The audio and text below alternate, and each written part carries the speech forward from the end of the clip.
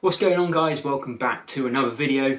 Before we get into it, if you're looking at making money online in 2020, be sure to subscribe to the channel, and if you find this content today of any value, please give the video a like. So with that being said, let's get into today's video. So today I'm going to be talking about Instagram theme pages and how you can grow them and make money off them. So if you're new to this, essentially what people are doing are they're picking niches, setting up Instagram pages for them on Instagram, growing them, and then they're using the growth to have sponsored posts, sell things, have advertisements, sell shout outs, various things to make money off them. So something I started last year, started growing a page and it went really well. I would say it's probably easier last year, it's getting harder now going into 2020. There's a lot more people doing it. But let's talk about, to start with, the 5 niches which I would recommend starting off if you're going to create an Instagram theme page.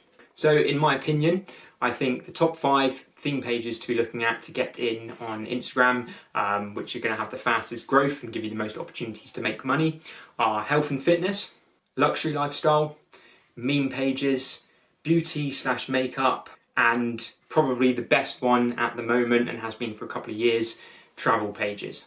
So what I do is I'll pop a few up here for you, which will just be rolling now throughout this, just so you can see sort of a well-established Instagram page in each of those niches. And I know what you're asking, how do you grow these pages from literally nothing to sort of 5, 10, 15,000 followers plus?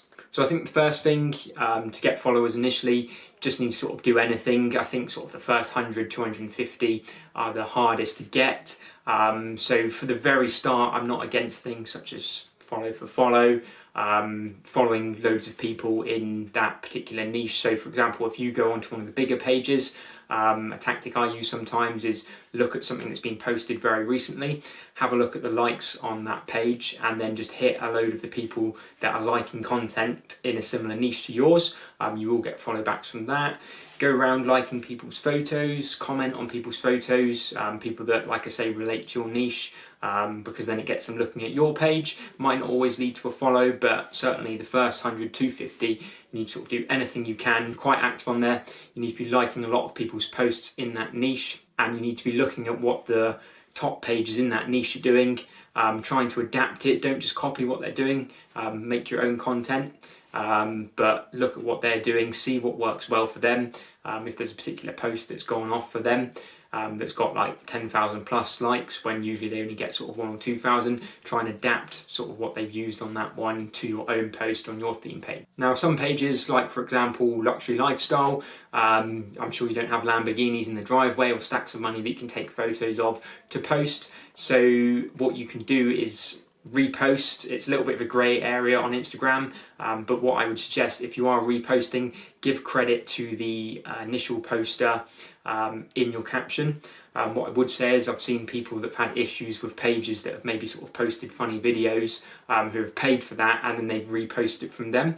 My tip would be, if you're getting it off a bigger page, see if they've credited it to somebody, and then find the trail to sort of who took the original video or photo, to see if it's an individual or if it has come from sort of a company, for example Lad Bible, who have bought the video, because then it's a grey area using that. So make sure you sort of source where it's come from, credit the person, and I would put a caption along the lines of this, which I put on the screen now, just to say that if somebody wants you to remove the posts that you've used of their content, that they can message you and you will get that done for them. Because yeah, at the end of the day, there's nothing worse than growing a page and then have someone cause issue, reporting you to Instagram, and then having you have to remove posts or maybe even get you banned or suspended for a short period of time. You want to do everything you can to try and keep the page running without any issues with other people. Another thing I'd say is work on the bio, get some emojis in there, get some sharp lines saying what you're about and whatnot. If you've got sort of a website, or if you are looking to sell something, stick it in there. You can have a link to a website on an account on Instagram, so if there is something you want to promote. Obviously appreciate when you're just starting out, you're probably not going to get much traffic until you've got sort of over 1,000 followers on your Instagram. So next, I would say consistent posting is very key to growing a theme page. I mean, what I'd say you need to be posting at least once a day.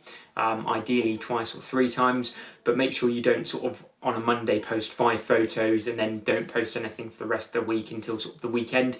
Keep it consistent. If you can get 1 or 2 posts done a day, try different times of day, because depending on who your audience is, you know, if you've got a lot of people in America, probably not best to be posting at sort of 9-10 o'clock in the morning in the UK, because it'll be the middle of the night over there. So try and find a time that works for you and see what time gets you the most engagement, and then emulate that for later posts. And as I say, try and keep a consistent amount of posts going on there every day. So next we go on to sort of the caption.